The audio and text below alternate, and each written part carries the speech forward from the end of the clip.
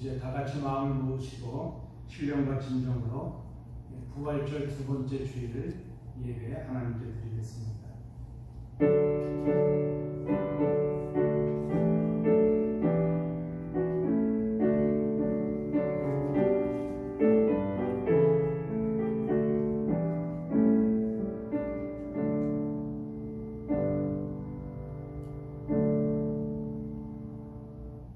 내가 죽지 않고 살아서 여호와께서 하시는 일을 선포하리로다.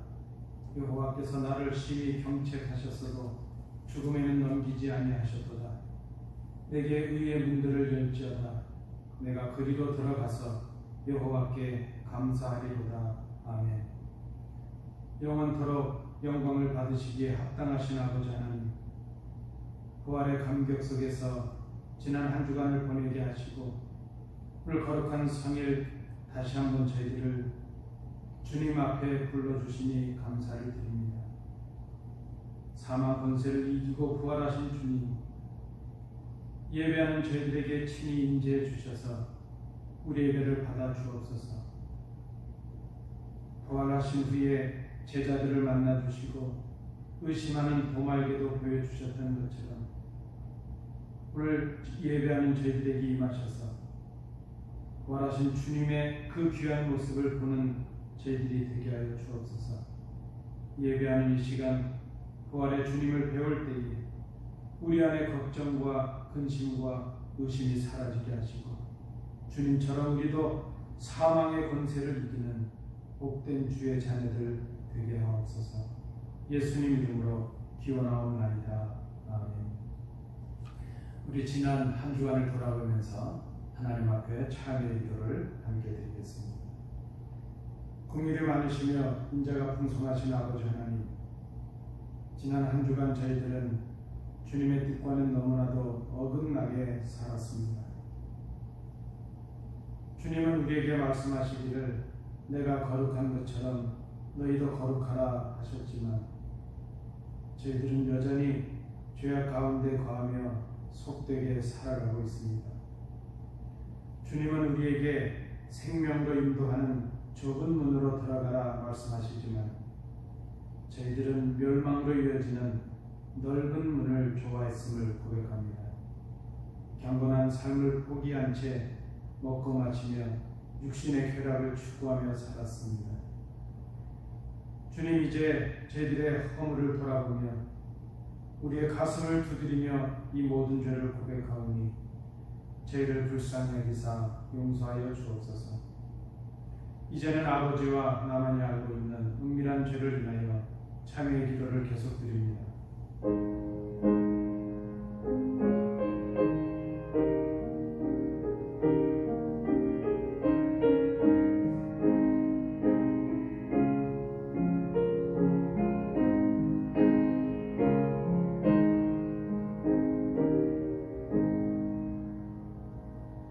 여호와께서 말씀하시되 보라, 우리가 서로 변론하자.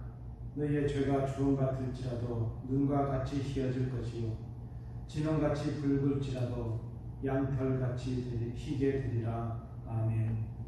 이제는 사도신경으로 우리의 신앙을 하나님께 고백하겠습니다.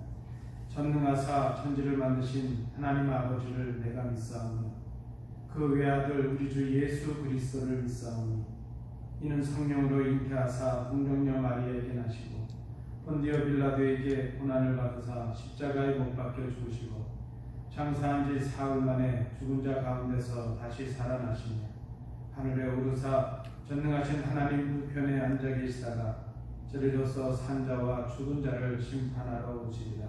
성령을 믿사오며 거룩한 공회와 성도가 서로 교통하는 것과 죄를 사하여 주시는 것과 몸이 다시 사는 것과 영원히 사는 것을 믿사옵나이다. 아멘. 우리 찬송 부르실 때에 찬송가 401장을 함께 찬송하시겠습니다.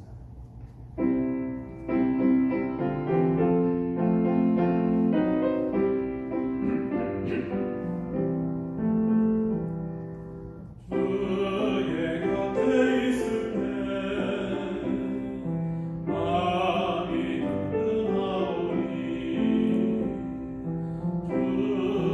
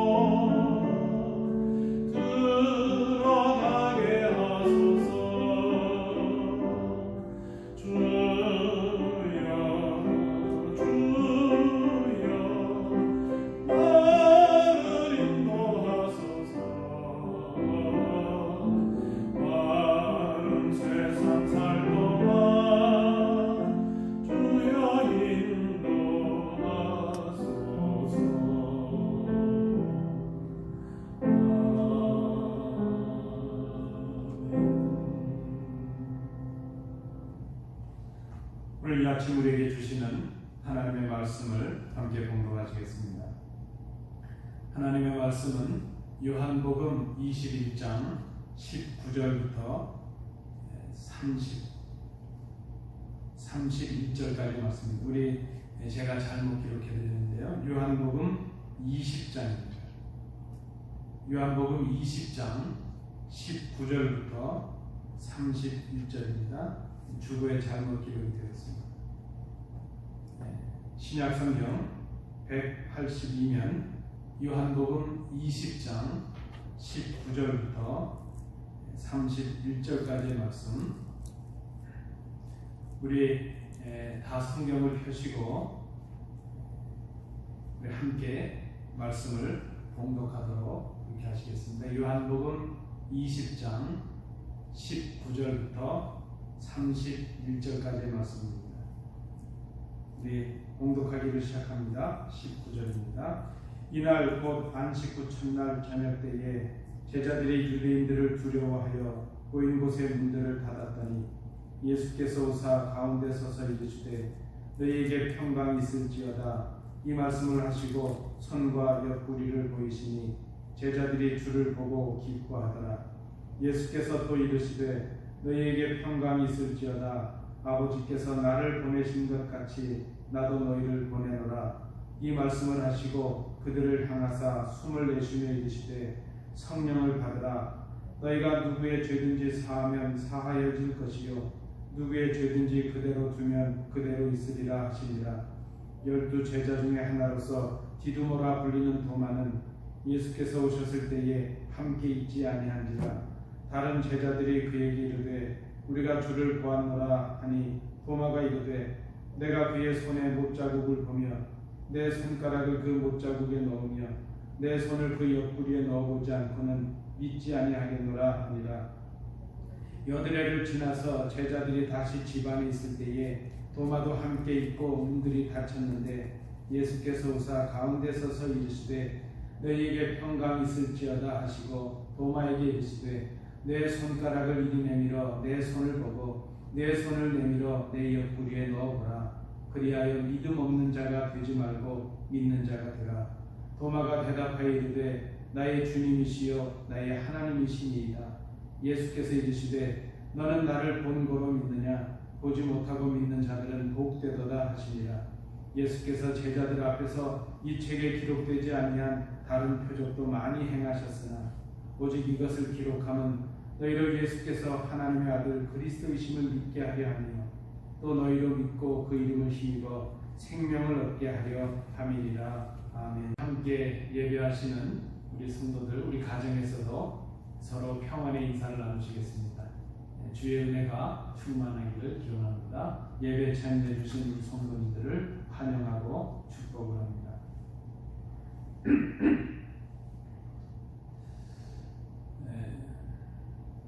요한복음은 복음서 중에서 가장 나중에 기록된 책입니다. 우리가 이 요한복음을 연구해 보면서 역사적인 정황이나 또 어떤 자료들, 또 사본들, 그런 증거들을 종합해 볼 때에 요한복음은 AD 90년, 서기 90년에서 100년 어간에 기록되지 않았을까 이렇게 생각하는 것이 정설로 받아들여지고 있습니다. 90년에서 100년 어간에 기록이 되었다는 것이죠. 처음 기독 신앙의 중심지는 예루살렘이었습니다. 신앙의 중심지였던 그 예루살렘 교회를 중심한 이 예루살렘 교회 성도들, 이 예루살렘 교회가 핍박으로 인해서 사방으로 흩어지게 되었습니다. 그렇게 될 때에 그 이후로 신앙과 교회의 중심은 안디옥 교회가 특별히 이방인들을 위한 전도의 교회의 중심이 되었습니다. 안디옥 교회를 모태로 해서 여러분 아시는 바나바나 사도 바울 같은 이 사도들의 전도로 인해서 그 기독 신앙이 서방 세계로 전해지게 되었습니다. 이제 자연스럽게 이 복음이 예루살렘에서뿐만이 아니라 유대와 사마리아 그리고 확대가 되면서 서방 세계로 전해지게 될 때에 그때 이 복음의 중심지, 기독 신앙의 중심지는 더 이상 예루살렘이라기보다는 서아시아 지역의 에베소라는 도시, 그곳이 바로 교회와 신앙의 새로운 중심지가 된 것을 우리가 볼 수 있습니다. 65년이 지나가면서 65년 이후에 사도 바울이 순교를 하게 됩니다. 또 이미 예수님의 12제자 중에 많은 분들이 순교를 당하게 됩니다.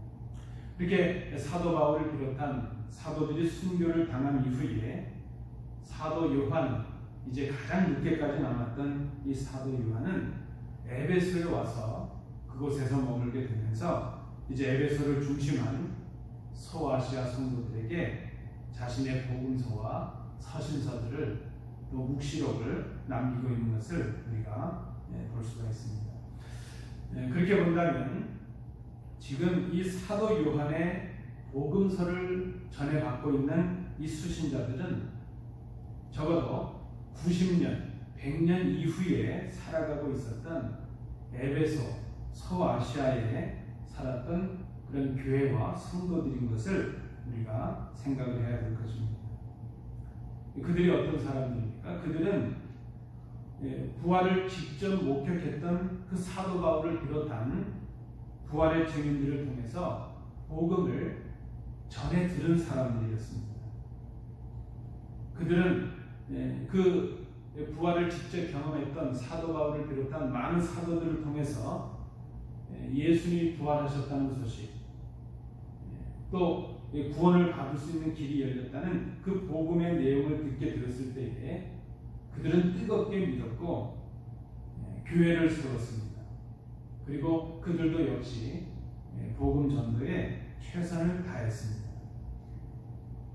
그때 처음 부활을 경험했던 이 사도들이 전했던 복음의 핵심, 또 처음 전해 들은 그 증인들을 통해서 들었던 그 초대 교회들의 성도들의 신앙의 핵심이 무엇인가 하면 예수가 죽으셨다가 부활하셨다는 그것이었습니다.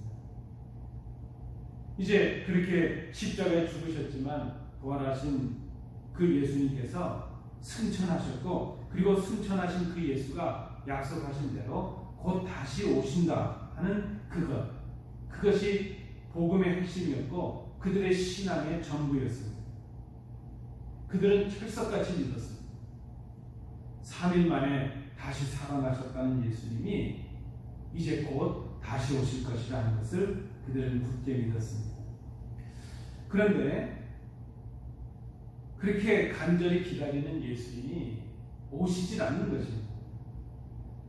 1년이 가고 10년이 가고 이렇게 50년, 60년이 지나가고 있는데 세대가 바뀌어서 시간이 가는데도 주님께서 오시질 않습니다. 그들의 신앙에 회의가 생기고 의심이 생기기 시작합니다. 더군다나 이미 사도 바울을 비롯한 많은 사도들, 그리고 부활을 직접 목격했던 부활의 증인들은 이제 다 이 땅을 떠나고 말았습니다.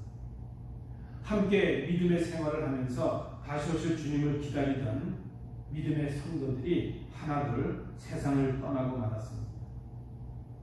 정교하고 교활한 이단들, 거짓 교훈들이 교회를 미혹하기 시작했습니다. 그리고 예수를 믿는 것 때문에 견딜 수 없는 박해와 핍박을 받게 되었습니다. 결과적으로 많은 교회들이 그리고 성도들이 이 핍박과 미혹을 이기지 못하고 견디지 못하고 신앙을 버리고 예수를 버리게 되었습니다. 자, 에베소에 머물고 있었던 이 사도 요한, 바로 90년, 100년 어간에 무너져가는 교회의 그 모습을 보면서 안타까운 마음으로 이 복음서를 남기고 있는 것입니다.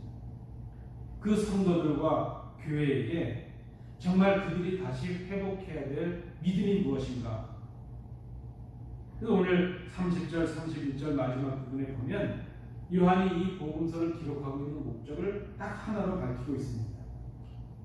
예수가 바로 하나님의 아들 그리스도시다는 것, 그리고 그를 믿음으로만이 우리가 생명을 얻을 수 있다는 것, 이 목적을 위해서 사도 요한은 복음서를 남기고 있습니다.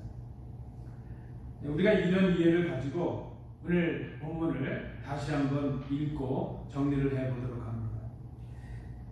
사도 요한은 지금 수십 년 전에 있었다, 예수님이 부활하신 사건이 30년 좀 지난 그런 사건이었을 테니까요, 한 적어도 60년, 70년이 지난 지금 수십 년 전에 있었던 예수님이 부활하실 때 있었던 한 사건을 이제 이 성도들에게 전해주고 있습니다. 그리고 이 말씀을 전달받고 있는 그 성도들, 그 사람들은 지금 자기들이 머물고 있는 그 시대로부터 적어도 60년, 70년 그 전의 얘기를 지금 듣고 있는 것이죠. 부활의 사건을 경험하지 못한 채 에베소에 살고 있었던 그런 성도들입니다. 그리고 이런저런 이유로 신앙의 회의와 의심을 가지고 믿음을 포기하는 그런 절망과 낙심의 상태에 있는 그런 성도들입니다. 요한은 지금 그 후대의 성도들에게 자신이 경험했던 옛날 이야기를 오늘 본문을 통해서 전해주고 있습니다. 본문을 요약해보면 내용이 이렇습니다. 부활하신 주님께서 무덤에서 막달라 마리아를 만나 주셨습니다. 그리고 부활의 소식을 제자들에게 전해달라 그 여인들에게 당부를 하셨습니다. 그런데 지금 이 말씀을 전하고 있는 사도 요한을 비롯한, 자신을 비롯한 이 제자들이 그 여인들을 통해서 부활의 소식을 전해받았지만 믿지 못했다는 것입니다. 그것을 지금 고백하고 있습니다. 주님은 그 소식을 믿지 못하고 낙심해서 이제 먼저 엠마오로 내려가고 있던 두 제자들을 만나 주셨습니다. 그리고 안식 후 첫날 드디어 꼭 주님이 부활하신 후 8일째가 되던 그날에 제자들이 모여 있었던 그 마가의 다락방으로 이제 우리가 생각할 수 있는데 그곳에 나타나십니다. 요한이 그렇게 고백하고 있는 것입니다. 자신들은 두려워 떨면서 마가의 다락방에 모여 있었는데 문도 닫혀 있었는데 그때 주님이 나타나셨다는 것입니다. 그때 나타나신 주님이 우리에게 평강의 인사를 전해주셨다는 것입니다. 그리고 우리들에게 손을 보여주시고 옆구리를 보여주셨다. 누가복음에 보면 발도 보여주셨다. 이렇게 기록을 합니다. 그때 비로소 제자들은 두려워 떨고 있다가 부활하신 주님을 보고 기뻐하게 되었다. 그렇게 고백을 하고 있습니다. 기뻐했다는 것은 주님께서 부활하셨다는 것을 믿게 되었다는 그런 의미가 있습니다. 요한은 자신을 비롯한 제자들이 부활하신 주님을 직접 보고서 부활하신다는 약속이 사실이었고 부활하셨구나 하는 것을 믿게 되었다. 자신들은 보고서 믿었다. 그렇게 지금 고백을 하고 있습니다. 자, 그 자리에 함께 하지 않았던 제자 중 한 사람, 도마라는 사람이 있습니다. 제자들이 자신들이 오늘 주님, 부활하신 주님을 만났던 경험을 도마에게 말을 해 주었습니다. 그런데 도마는 믿지를 못합니다. 직접 자신이 주님의 손에 못자국을 보고 내 손가락을 그 못자국에 넣어보고 내 손을 그 옆구리에 넣어보지 않고서는 믿지 못하겠다. 이렇게 말을 합니다.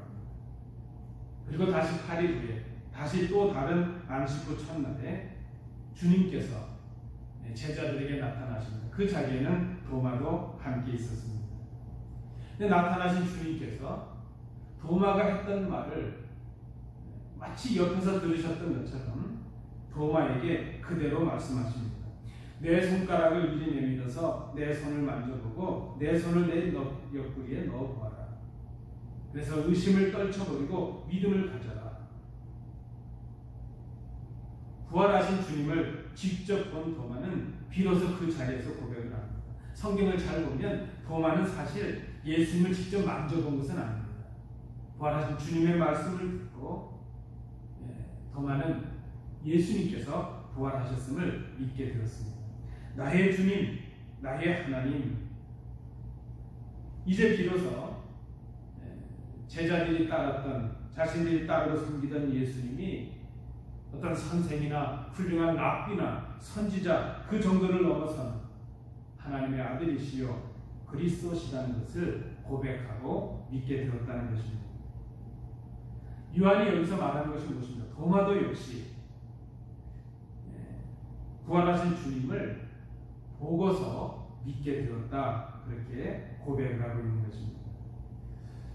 사도 요한은 자신과 제자들이 경험했던 이 사건을 통해서 지금 무엇을 고백하고 있나요? 부활을 경험하지 못한, 적어도 60년이 지나간 그 세대들에게 우리들이 연약했고 부족했다는 것을 고백하고 있는 것입니다.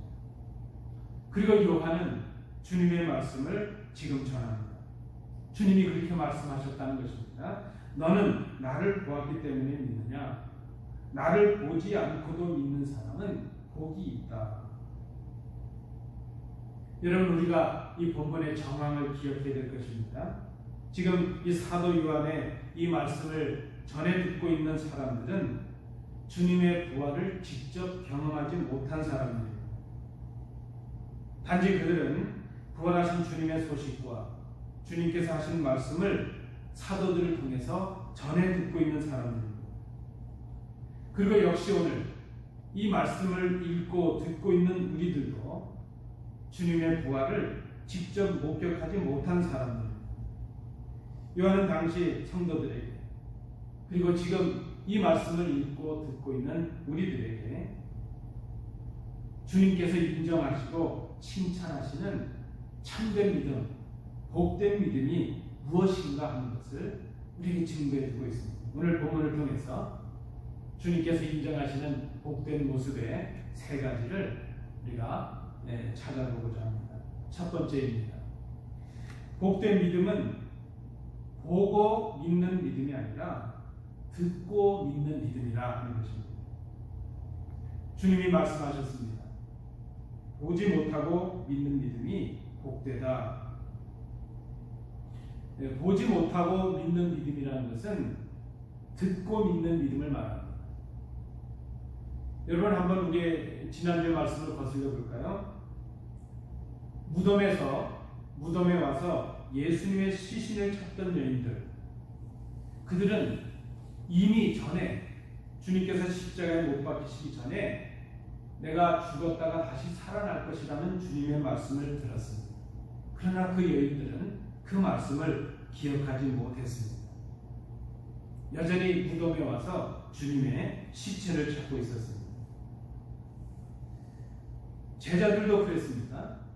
제자들은 부활하신 주님을 만난 그 여인들이 와서 주님의 말씀을 전했습니다. 주님의 부활의 소식을 전했습니다. 그러나 그 제자들은 믿지를 못했습니다.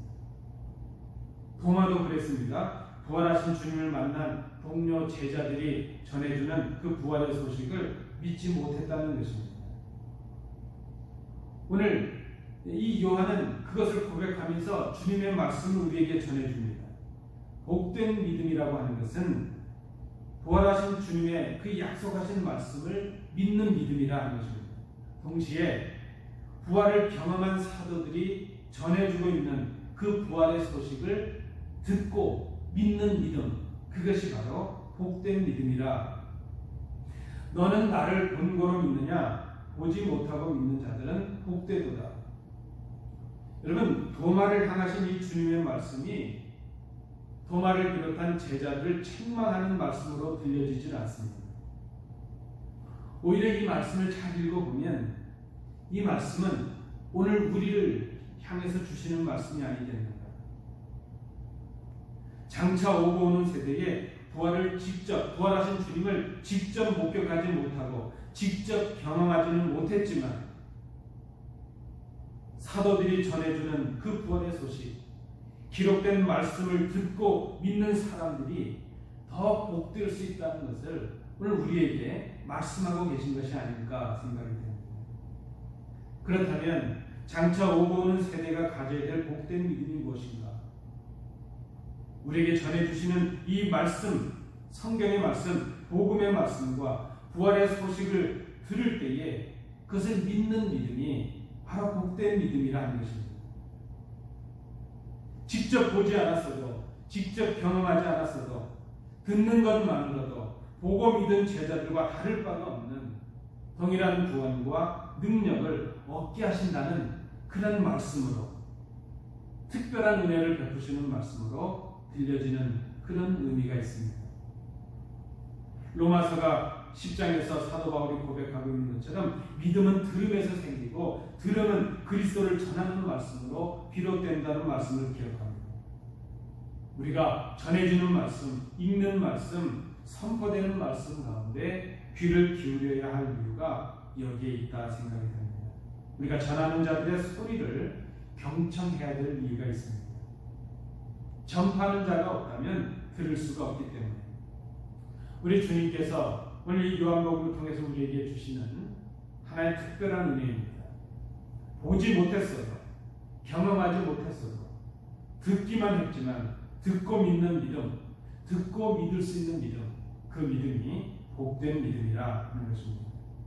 두 번째입니다. 오늘 이 본문을 통해서 우리가 발견하는 복된 믿음의 또 하나의 모습은, 복된 믿음은 자기 확신을 넘어서는 믿음이라 하는 것입니다. 여러분, 우리는 좀 의심이 많죠. 어떻게 보면 그것이 긍정적인 의미도 있고 부정적인 의미도 있겠지만 우리는 보아야 믿습니다. 내가 납득이 돼야 믿을 수가 있습니다. 제자들도 그랬고 도마도 그랬습니다. 우리도 그럴 것입니다. 이 제자들은 직접 보고서 본 후에, 부활하신 주님을 직접 본 후에 자기들 마음속에 확신이 생겨서 믿게 되었습니다. 그런데 여러분, 우리가 엄밀히 생각해 보면 이것은 믿음이라고 말할 수도 없습니다. 이것은 믿음이 아닙니다. 이것은 확인을 통한 자기 확신이다 하는 것입니다. 오늘 이 시대를 살아가는 많은 그리스도인들이 착각을 하며 살아갑니다. 믿음이라고 하는 것을 자기 확신으로 생각하는 것입니다. 그런 자기 확신을 믿음으로 생각하게 되면 그런 믿음은 내가 만족하면 믿어진다고 생각을 합니다. 내가 믿어지면 믿음이라고 생각을 합니다. 믿음의 근거가 철저하게 자기 자신입니다. 그런데 여러분, 믿음이라고 하는 것은 자신이 이제 직접 만져보고, 보고, 먹어보고, 입어보고, 누려보고, 경험해 본 것들에 대한 확신을 말하는 것이 아닙니다. 여러분, 내가 믿습니다, 이렇게 결심하면 믿어지는 것, 그것이 아니라는 것입니다.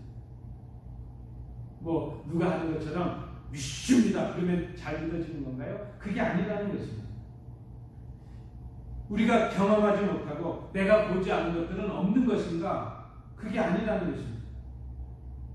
우리가 믿지 않으면 부활하신 주님께서 부활하신 사실이 없는 것이 되는가? 그게 아니라는 것입니다. 우리가 확신하지 못하면 다시 오실 주님이 오시지 않는가? 여러분, 우리가 경험하지 못한 채 살아가는 이 세계가 얼마나 무궁무진합니까? 우리가 미처 헤아릴 수 없는 얼마나 많은 하늘의 별들이 있고, 우리가 미처 이루지 못한 이제 깊은 바다가 있고, 우리의 눈으로 식별도 하지 못하는 얼마나 미세한 것들이 많이 있습니다. 우리가 다 볼 수 없고, 다 경험할 수 없고, 다 알 수가 없습니다. 우리가 알아야, 내가 확인이 돼야 믿을 수 있다는 것은 자기 확신이지 믿음이라고 말할 수가 없다는 것입니다. 우리가 다 볼 수 없고, 다 알 수 없고, 이제 다 깨달을 수가 없기 때문에. 그런데 여러분, 우리가 다 볼 수 없고 다 알 수 없다고 해서, 다 깨닫지 못한다고 해서 없는 것이 있는 것이 되고 있는 것이 없는 것이 되는 것이 아니라는 거죠. 우리가 기억해야 될 것입니다. 우리 자기 확신을 믿음이라고 생각한다면 그 믿음은 너무나도 좁은 믿음입니다. 그런 믿음은 확인할 수 없을 때는 무너질 수밖에 없습니다. 그 믿음은 자신이 근거된 믿음입니다. 자기 자신의 근거한 믿음은 내가 흔들리면 흔들리고 넘어지는 믿음일 수밖에 없습니다. 믿음의 뿌리가 잘못되었기 때문입니다. 우리의 믿음의 뿌리는 내가 아니라, 내 확신이 아니라, 내 경험이나 내 지식이 아니라 흔들리지 않는 반석이신 그리스도가 되어야 합니다. 믿음의 뿌리는 바로 그리스도의 말씀이어야 돼요. 말씀에 근거하지 않은 믿음, 그리스도에 근거하지 않은 믿음은 진정한 믿음일 수가 없습니다. 히브리서 11장 1절은 이렇게 고백을 합니다. 믿음은 바라는 것들의 실상이요 보이지 않는 것들의 증거이다. 여러분, 우리가 기억해야 됩니다. 믿음은 우리의 경험의 결과로 주어진 자기 확신에서 오는 것이 아닙니다. 믿음은 오직 주의 약속과 그 말씀의 근거에서 우리에게 옵니다. 우리 믿음의 위대한 위인들, 아브라함도 그랬고 모세도 그랬고 그 많은 믿음의 선배들은 오직 주의 말씀을 의지해서 경험하지 못하는 것을 넘어섰고 보이지 않는 것들을 보는 것처럼 믿고 인내하고 그렇게 나아갔습니다. 아브라함도 그 말씀을 의지해서 갈 바를 알지 못하고 나아갈 수가 있었습니다. 두드려보고 경험해보고 확인해보고 믿을 만하면 믿고 확신이 있으면 믿고 그것은 믿음이 아닙니다. 우리가 기억해야 될 일입니다. 복된 믿음은 자신 위에 세워지는 자기의 확신 속에 세워지는 것이 아니라 오직 말씀 위에 세워지는 믿음, 우리가 기억해야 될 것입니다. 복된 믿음은 자기 확신을 넘어서는 믿음이라 하는 것입니다. 마지막 세 번째입니다. 오늘 본문을 통해서 우리가 발견하는 복된 믿음의 세 번째 모습은 복된 믿음은 보내심에 순종하는 믿음이라는 것입니다. 두려워 떨면서 숨어서 모여있던 제자들에게 주님께서 오셨습니다. 그리고 이 제자들에게 평강을 선언하십니다. 너희에게 평강이 있을지어다. 그때 비로소 제자들은 두려움에서 벗어나서 기쁨을 누리게 되었다. 오늘 성경이 고백을 하고 있습니다. 우리가 부활하신 주님을 만날 때 주님께서 우리에게 주시는 선물이 있다면 그것은 바로 평화와 기쁨일 것입니다. 이 사망의 골짜기 속에서 죽음의 위기가 우리를 엄습하고 있는 이 삶의 현장 속에서 부활하신 주님은 우리에게 오셔서 평화를 선언하시고 우리에게 기쁨을 회복하게 하십니다. 그런데 주님께서 이 제자들에게 평화를 선언하시고 기쁨을 회복하게 하신 후에 그 다음에 주시는 말씀을 우리가 주목할 필요가 있습니다. 어떻게 보면 이렇게 평화와 기쁨을 주시는 이유가 있다면 그것은 제자들에게 사명을 주시기 위함이라 말할 수가 있겠습니다. 주님께서 말씀하십니다. 아버지께서 나를 보내신 것 같이 나도 너희를 보내노라. 우리에게 믿음을 주시고 우리를 구원하시고 우리에게 생명을 주시는 이유가 있다면 우리를 보내시기 위함이라 하는 것입니다. 보내신다는 것, 보내심을 받는 사람을 우리가 사도라 이렇게 말합니다. 우리를 구원하시고 우리를 세우시는 이유는 우리를 제자로 삼으시고 사도로 보내시기 위함입니다. 우리로 하여금, 우리 교회로 하여금 주님께서 하시던 그 일, 생명을 살리는 일, 복음을 증거하는 일, 하나님의 나라를 증거하는 일, 죄인들에게 복음을 선포해서 그들이 용서를 받고 하나님의 자녀가 되게 하는 일, 그 일을 감당하라 우리를 명령하시고 보내시기 위함이라는 것입니다. 그래서 여러분, 복된 믿음이라고 하는 것은 예수님의 보내심에 순종하는 그런 믿음입니다. 그저 나만 구원받고 나만 기쁘고 나만 행복하고 나만 천국 가고 그것으로 끝나는 것이 아니라 복된 믿음은 다른 사람을 위하여 기꺼이 예수님께서 하셨던 것처럼 제자의 삶을 살아가고 사도의 사명을 감당하는 것, 그것이 바로 복된 믿음이라는 것입니다. 말씀드린 대로 그리스도를 증거해서 죄인들이 용서함을 받고 생명을 얻게 하는 그 일을 감당하는 교회, 그 일을 감당하는 성도들이 바로 복된 믿음의 사람들이라 하는 것입니다. 그런데 오늘 본문에 보면 이 보내심을 받아서 감당해야 될 그 일은 우리의 힘으로는 부족합니다. 주님은 우리에게 명령하시고 권면하십니다. 성령을 받으라.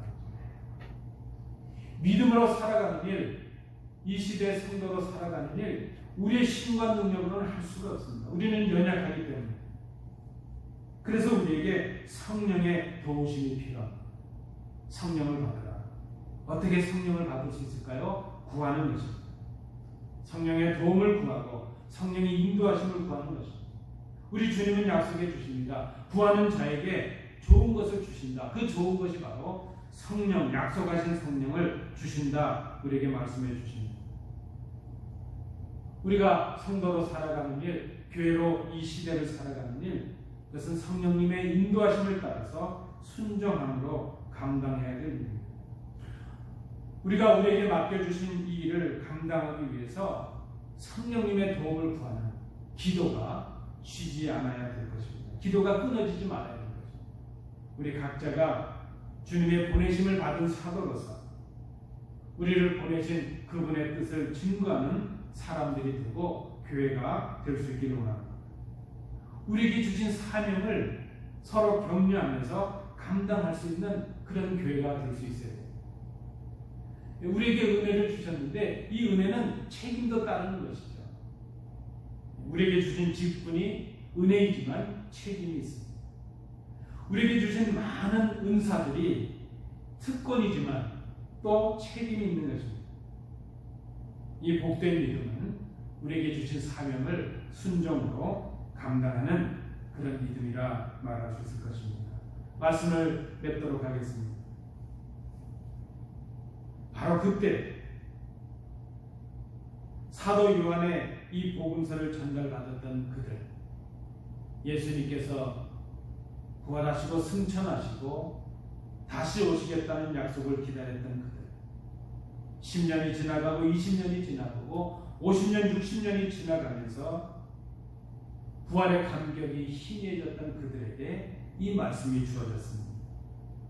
온갖 핍박과 박해 속에서 흔들리고 절망하고 낙심하고 믿음을 포기하던 그들에게 사도 요한을 통해서 이 말씀이 전달이 되었습니다. 그때 사도 요한의 복음서를 통해서 복음을 들었던 그들처럼, 우리 믿음의 선배들처럼 오늘 우리는 이 말씀을 듣고 있습니다. 우리 역시 부활의 감격이 희미해지고 있습니다. 삶의 무게로 인해서 절망하고 낙심하고 있습니다. 사망의 그런 권세로 인해서 죽음의 위기를 당하며 두려워하고 있습니다. 세상의 유혹에 넘어지고 거짓 교훈에 위협되고 있습니다. 세상에서 겪는 그런 고통과 어려움 때문에 낙심하고 절망하고 있습니다. 그때 우리 믿음의 선배들이, 에베소에 살았던, 소아시아에 살았던 선배들이 다시 사도 요한을 통해서 이 말씀을 받았던 것처럼, 들었던 것처럼 오늘 다시 우리는 이 말씀을 듣고 받고 있습니다. 그리고 생각을 합니다. 주님의 부활의 능력과 그 감격을 회복하는 참된 믿음은 어떤 믿음일까? 보고 믿는 믿음이 아니라 듣고 믿는 믿음입니다. 자기 확신에 근거한 믿음이 아니라 그리스도의 말씀에 근거한 믿음입니다. 그리고 그 보내신 그분의 뜻을 순종하는, 사명을 감당하는 믿음이라 말할 수 있습니다. 이런 믿음을 우리 주님께서 복된 믿음이라 말씀하셨습니다. 우리 사랑하는 성도 여러분, 복된 믿음의 소유자들이 되시기를 간절히 원합니다. 이 말씀을 듣고 위로받으시고 용기를 더하시는 이 성도들 되시기 바랍니다. 기도하겠습니다. 은혜로우신 아버지 하나님, 우리의 믿음의 선배들이 절망의 자리에서 들었던 그 복음을 오늘 우리가 다시 듣습니다. 우리에게 주시는 이 말씀을 통해서 우리를 사랑하시고 초청하시는 주님의 음성을 듣기를 원합니다. 그 음성으로 다시 용기를 내고 절망의 자리에서 복된 믿음의 모습으로 회복되는 저희들이 되도록 인도하여 주옵소서. 감사드리며 예수님 이름으로 기도하옵나이다. 말씀 기억하시면서 찬송가 484장 우리 찬송하시겠습니다. 이 찬송하시면서 우리 하나님 앞에 예물 드리시겠습니다.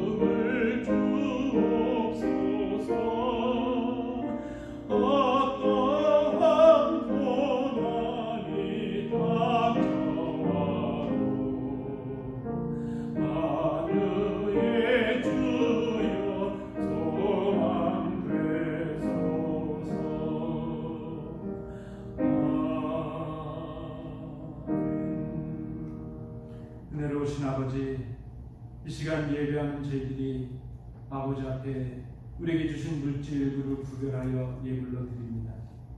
우리의 마음과 정성도 함께 드립니다. 어려운 가운데 드리는 우리 성도들의 이 마음과 예물을 받으셔서 하나님 나라와 영광을 위하여 귀하게 쓰여지는 예물 되도록 구별해 주옵소서. 10의 1절을 드리고 주정의 헌금을 드리고 주일 헌금과 감사의 제목의 헌금을 드립니다. 아버지 하나님, 이 예물이 우리 성도들의 눈물이요 또 마음과 정성인 것을 아버지께서 아십니다. 특별히 경제적으로 어렵고 힘든 때를 살아가는 저희들에게 물질로 인하여 어려움 당하지 않는 복을 허락해 주옵시고 드린 성도들이 복되고 형통한 삶이 될 수 있도록 인도하여 주옵소서. 은혜를 감사드리며 예수님 이름으로 공헌 기도하옵나이다. 아멘.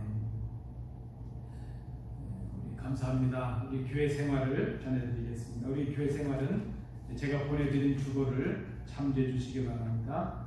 우리 주일 예배는 당분간 좀 더 온라인 예배도 드리겠습니다. 우리 당국이나 상황을 잘 우리가 판단하면서 대처할 수 있도록 그렇게 하겠습니다. 새벽 기도가 오늘의 묵상으로 진행되고 있습니다. 홈페이지에 게시가 되고 있는데 참여하셔서 매일매일 말씀을 묵상하면서 신앙생활을 하실 수 있기를 원합니다. 우리 구역 모임도 온라인 큐티 모임으로 진행되고 있습니다. 우리 구역장님들, 인도자님들께서 잘 진행해 주시면 감사를 드리겠습니다. 우리 특별히 교회 방문하셔서 헌금해 주시는 분들 감사를 드리고 또 우편으로 은행으로 헌금해 주셔서 감사를 드립니다. 예배 후에 헌금을 보내주시기 바라고, 특별히 은행으로 보내시는 분들은 우리 조건사님이나 우리 신집사님께 꼭 확인해 주시면 감사하겠습니다. 우리 공동체 기도, 제가 911 기도가 그래서 우리 1분 기도를 함께 하고 있는데 오전 9시 11분 또 오후 9시 11분 이제 1분 기억하셔서 우리 교회를 위해서 함께 기도해 주시기를 원합니다. 또 우리 공동 기도 제목을 넣어드렸는데 이 공동체 기도 제목을 통해서 함께 기도해 주시면 감사하겠습니다. 저는 오전 10시에 기도를 하고 있는데 가능하신 분들은 동참해 주시면 감사하겠습니다. 오늘 보내드린 그 공동체 기도를 통해서 이 시간 우리가 합심해서 함께 좀 기도할 수 있는 그런 시간을 갖도록 하겠습니다. 우리 성도들 가운데 어려움 당하시는 성도들이 없는지 서로 돌아보면서 서로 격려하시고 도움들을 나누시는 우리 성도들 되시길 바랍니다. 특별히 예배 참여하지 못하시는 성도들이 계시는데 예배 참여에 힘써 주시면 감사하겠습니다. 이제 우리 이 시간 나눠드린 공동체 기도 제목을 가지고 합심해서 우리 함께 한 3분 정도 기도할 수 있는 그런 시간을 갖도록 하겠습니다. 우리 함께 기도하시도록 하겠습니다. 우리 코로나 바이러스로 인해서 이 모든 일들을 통해서 회개하고 주님의 뜻을 깨닫게 하옵소서. 우리 가정에서 기도하고 예배하게 하옵소서. 이 모든 질병이 물러가게 하시고 공예배 회복을 바라게 해주옵소서. 우리 교회를 위해서 교회 일치와 온전한 회복을 주시고 우리 직분자들이 합력해서 맡기신 교회를 잘 섬길 수 있도록 우리 교회가 직면하고 있는 어려움들과 문제들을 해결해 주시고 그리고 부족한 종을 위해서도 기도해 주시기 바랍니다. 우리 가정에 직장과 기업, 우리 자녀들에게 형통함을 주시고 그 병약한 성도들이 치유의 능력을 경험할 수 있도록 이 모든 역경을 인내하고 이길 수 있는 믿음을 주십니다. 그리고 이 땅에 고통받고 있는 백성들을 불쌍히 여기셔서 이 땅을 용서하시고 이 땅을 고쳐주시고 치료제 개발을 허락해 주시고 애쓰고 있는 의료진들과 함께 해주시고 이 시간 합심해서 한 3분 정도 함께 기도하겠습니다. 은혜로우신 아버지 하나님, 이 시간 하나님 앞에 우리 온 교회가 합심하여 기도를 드립니다. 이 질병을 당하고 있습니다. 이 폭풍이 나의 연고인 것을 깨닫고 이 모든 일들을 통하여 회개하는 죄를 되게 하시고 우리에게 주시는 주님의 뜻을 깨닫는 죄들이 될 수 있도록 인도해 주옵소서. 우리가 가정에 머물 때에 우리 가정이 기도의 자리가 되고 예배의 자리가 될 수 있도록 인도해 주옵소서. 아버지 하나님 속한 이 모든 질병의 권세가 물러가고 우리가 다시 주의 전에 모여 예배할 수 있는 은혜를 허락해 주시기를 간절히 원합니다. 아버지 하나님, 우리가 흩어져 있을 때 교회를 더 생각하게 하시고 교회 일치와 온전한 회복을 꿈꾸는 저희들이 되도록 인도해 주옵소서. 우리에게 맡겨주신 직분이 은혜이며 동시에 큰 책임인 것을 깨닫게 하소서. 직분자들이 협력하여 맡기신 교회를 섬길 수 있도록 인도해 주옵소서. 교회에 당하고 있는 어려움들, 이 문제들을 주님 아시니 해결해 주옵소서. 부족한 종이 이 교회를 잘 인도해 나갈 수 있도록 성도들 위해 기도할 때 응답될 수 있도록 인도해 주시기 바랍니다. 우리의 가정을 지켜주옵소서. 우리의 연로한 어른들 또 우리의 어린 자녀들을 기억해 주셔서 우리의 직장과 기업을 기억해 주셔서 형통함을 주시기 바랍니다. 우리 가운데 병약한 성도들, 어려움에 있는 성도들, 슬픔을 당한 성도들이 있습니다. 아버지 하나님, 주의 능력과 회복의 은혜를 허락하여 주옵소서. 하나님의 능력을 경험하는 자들이 되게 하옵소서. 주의 약속을 믿고 믿을 수 있는 자들이 되게 하옵소서. 믿음의 사람들이 되도록 인도해 주옵소서. 이 땅과 고통받는 백성들을 불쌍히 여겨주옵소서. 우리를 고치시고 이 땅을 고쳐주옵소서. 치료제 개발을 허락하시고 의료진들과 함께하여 주옵소서. 이번 한 주간 저희들을 지켜주옵소서. 은혜를 감사드리며 예수님 이름으로 기도하옵나이다.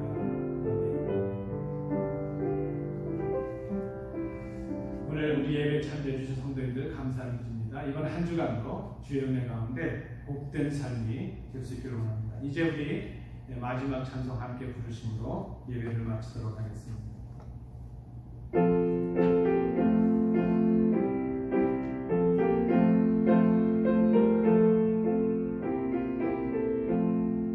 주여 오늘 구하오니